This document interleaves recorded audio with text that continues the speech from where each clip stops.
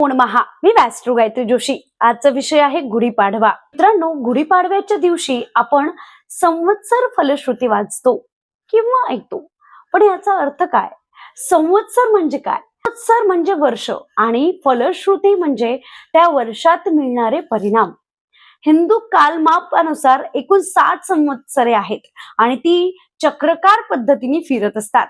2026 मध्ये आपण पराभव नावाच्या संवत्सरात प्रवेश करत आहोत। या संवत्सराचा स्वामी कोण आहे, या वर्षाचा राजा आणि मंत्री कोण आहेत, यावरून येणाऱ्या 12 महिन्यांचे भविष्य ठरवले जाते। यालाच संवत्सर फलश्रुती असे म्हणतात। हे का ऐकावे, याचे फायदे कसे? असे मानले जाते की वर्षाच्या पहिल्या दिवशी संवत्सर फलश्रुती ऐकल्याने मनुष्याला आयुष्य, आरोग्य आणि ऐश्वर्य प्राप्त होतं।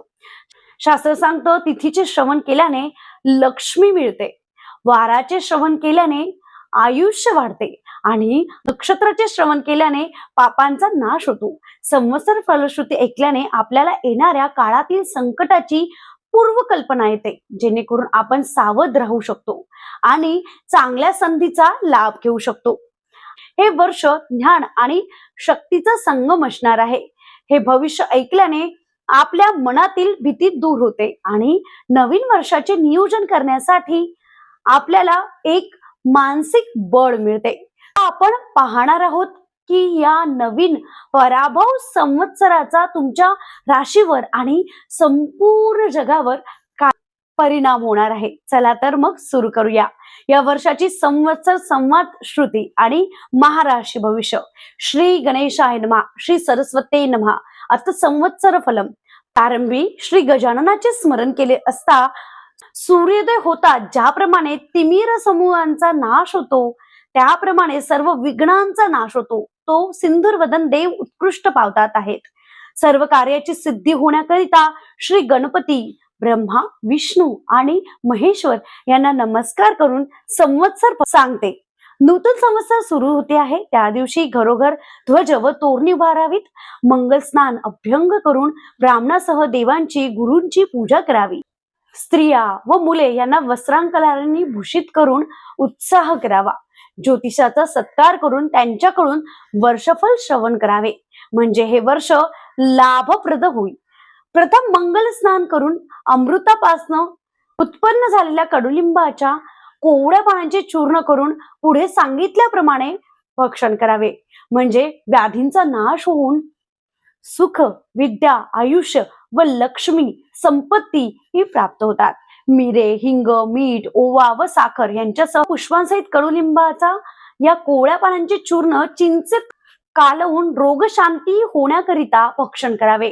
पंचांगस्थ गणपतीचे, ब्राह्मण व ज्योतिष यांचे पूजन करून याचकांना यथाशक्ती दानांनी संतोषून मिष्टान्न भोजन घालावे।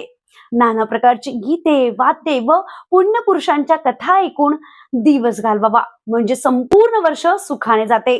राजांचे फल श्रवण केले असता वैभव अचल होते। प्रधानांचे फल श्रवण केले असता कुशलता प्राप्त होते। अग्रधान्याचे फल श्रवण केले असता लक्ष्मी स्थिर होते।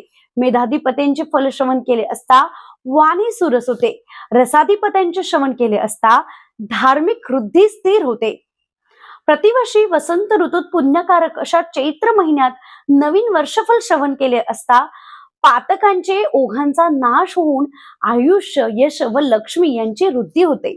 ब्रह्मा, विष्णू, महेश, रविचंद्र, मंगळ, बुध, गुरु, शुक्र, शनी, राहू व केतू हे सर्व शत्रूंचा नाश करून वर्ष प्रतिपदेच्या दिवशी जे भक्तिपूर्वक संवत्सर फल श्रवण करतात ते रोग, दुःख व दारिद्र्य रहित होऊन आनंदाने, धनधान्याने युक्त होतात। सूर्य तुमच्या आरोग्याची वाढ करो, चंद्र यशाची, मंगळ ऐश्वर्याची, बुध बुद्धीची, गुरु गौरवाची व शुक्र कोमल वाणीची वाढ करो। शनी आनंद व राहू बाहुबल देव आणि केतू तुमच्या कुलाची उन्नती करो। तिथीच्या श्रवणाने वैभव स्थिर होते।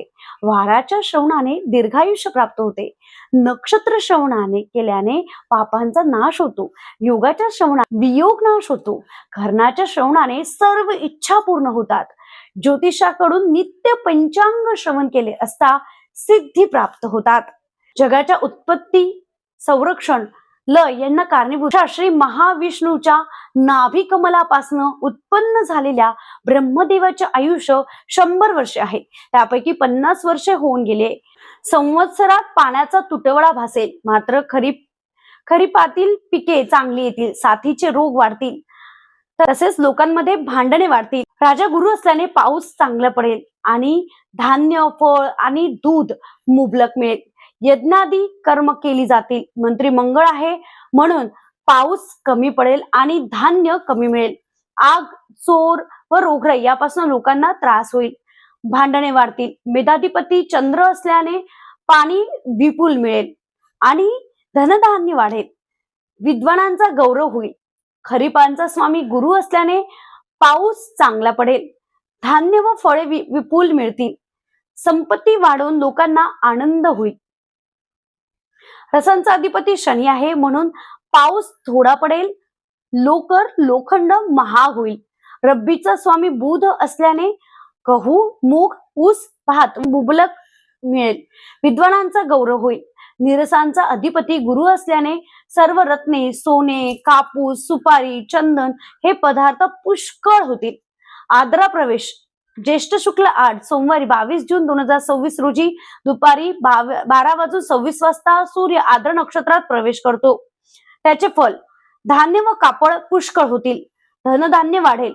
यावर्षी काल नावाचा मेघ असल्याने पाऊस कमी पडेल. रोगराई वाढून लोकांना दुःख होईल. यावर्षी तक्षक नावाचा नाग असल्याने पाऊस मध्यम पडेल. भांडण तंटे वाढतील.